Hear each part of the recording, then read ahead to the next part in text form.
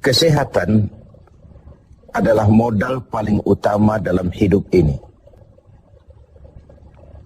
Kita hanya bisa beraktivitas, melakukan berbagai kegiatan dalam hidup ini hanya oleh karena kita memiliki sesuatu yang bernama sehat. Kecenderungan kita adalah baru merasakan pentingnya suatu nikmat kalau dia sudah berkurang atau bahkan hilang sama sekali dari diri kita. Kita baru merasakan pentingnya gigi kalau sedang sakit gigi. Kita baru merasakan pentingnya telinga kalau sudah tuli. Kita baru merasakan nikmatnya, benar-benar nikmat mata kalau sudah diserang penyakit buta. Sepanjang dia ada, normal, kita kadang-kadang kurang menjaga dan memeliharanya. Padahal Al-Quran telah mengingatkan kita, la in syakartum la azidannakum wa la in kafartum inna azabi lasyadid. Kalau kamu pandai bersyukur dalam artian menjaga nikmat, menjaga karunia yang diberikan Allah kepadamu, aku akan tambah nikmat itu kepadamu. Tapi kalau kamu ingkar, kamu tidak pandai bersyukur, kamu tidak pandai menjaga dan memelihara nikmat itu, awas, azabku itu akan pedih adanya. Begitulah. Kesehatan ini menjadi modal utama. Kita melaksanakan puasa, selesai itu kita berangkat ke masjid, melaksanakan sholat tarawih, kemudian tadarus Al-Quran, bahkan ibadah haji, jihad sekalipun, hanya mungkin kita laksanakan kalau kita mempunyai sesuatu yang bernama sehat. Lawan dari sehat adalah sakit. Kita manusia terdiri dari dua elemen pokok, jasmani dan rohani.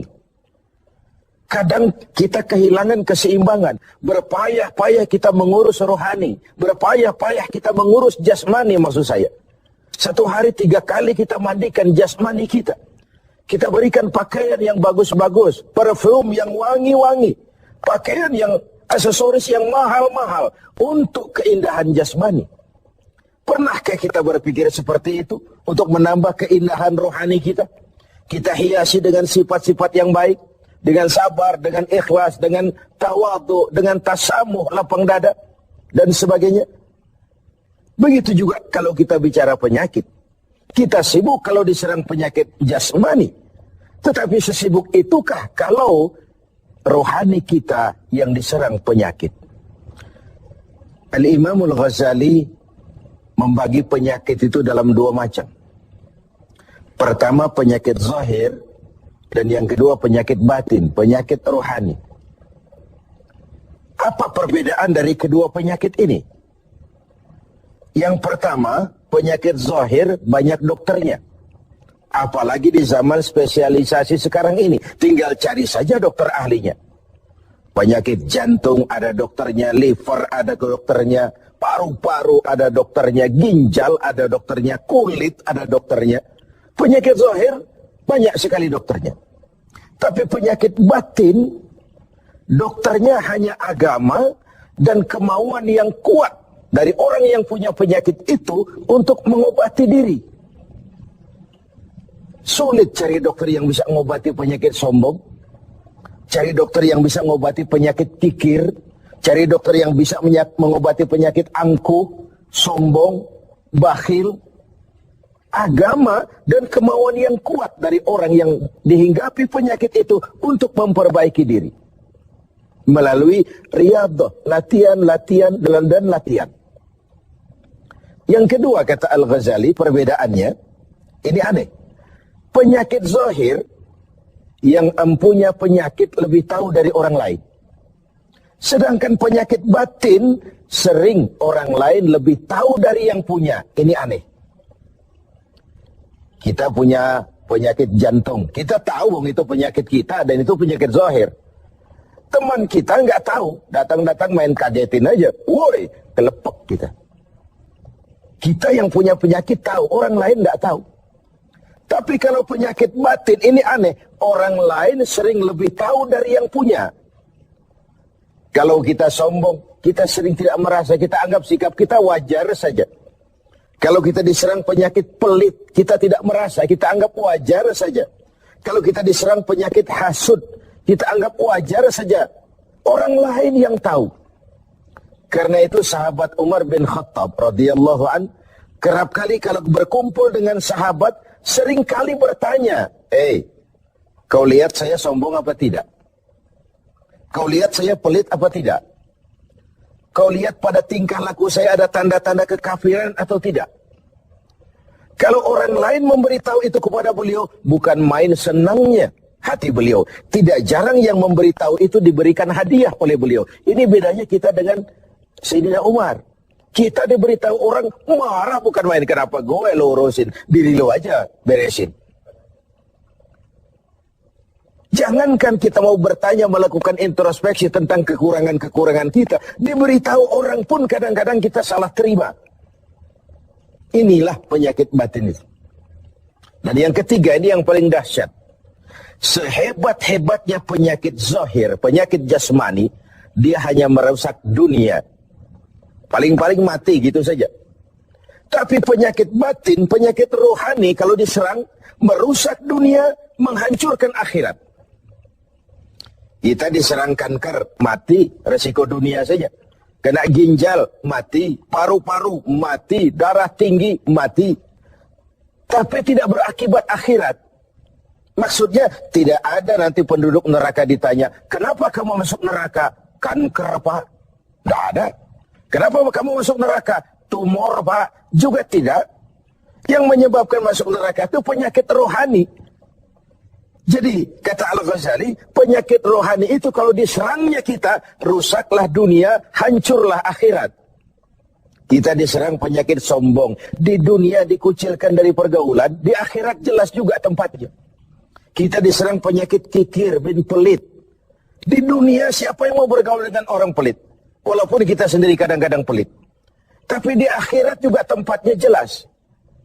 Hasud, iri hati, menggerogoti amal sendiri. Di dunia kita sulit hidup karena senang lihat orang susah atau susah lihat orang senang. Itu kan tandanya hasud, iri, dengki. Lihat orang susah, senang. Lihat orang senang, susah. Di dunia saja sudah susah hidup, susah gemuk. Di akhirat jelas juga tempatnya. Karena itu kata Al-Ghazali, heran saya ini. Kalau diserang penyakit zahir, cepat-cepat kita lari ke dokter. Tidak ada uang berutang pinjam pun maulah. Diserang demam, diserang flu, diserang segala macam penyakit zahir. Panik, cepat lari ke dokter. Atau paling tidak puskesmas yang terdekat. Puskesmas tidak berhasil, cari ke rumah sakit umum. Rumah sakit umum masih gagal, cari dokter spesialis. Tidak ada ongkos, jual apa yang bisa dijual. Karena kita tidak kepengen diserang penyakit jasmani. Tapi kalau diserang penyakit rohani, kata Al-Ghazali, kita sering tenang-tenang saja.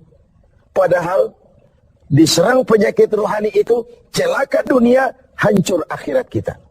Sehingga beliau menghimbau, kalau kita begitu bersungguh-sungguh mengobati penyakit jasmani yang kalau diserang hanya merusak kehidupan dunia, betapa kita tidak akan lebih bersungguh-sungguh mencari obat penangkal penyakit yang kalau diserangnya kita, rusaklah dunia, hancur jugalah akhirat kelak.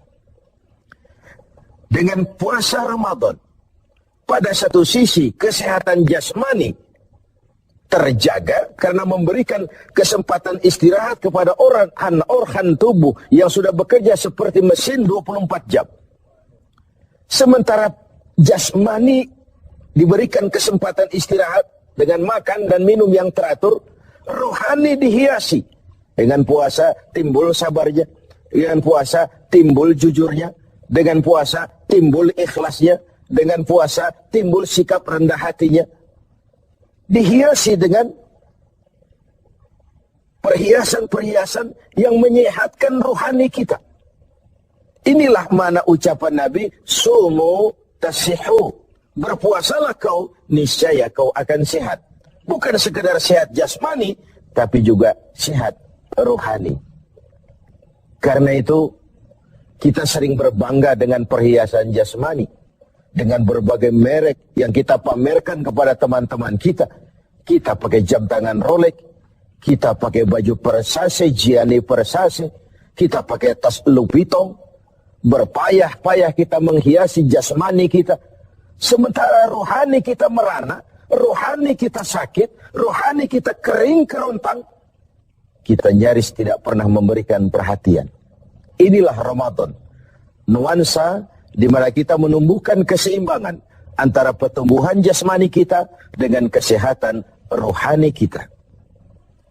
Kalau sehatlah jasmani dan sehatlah rohani, maka terciptalah keseimbangan, keindahan jasmani yang berpadu dengan keindahan rohani.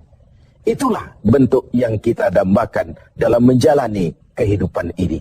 Semoga puasa yang kita laksanakan mengantarkan kita ke arah tumbuhnya kesehatan jasmani dan lebih-lebih lagi kesehatan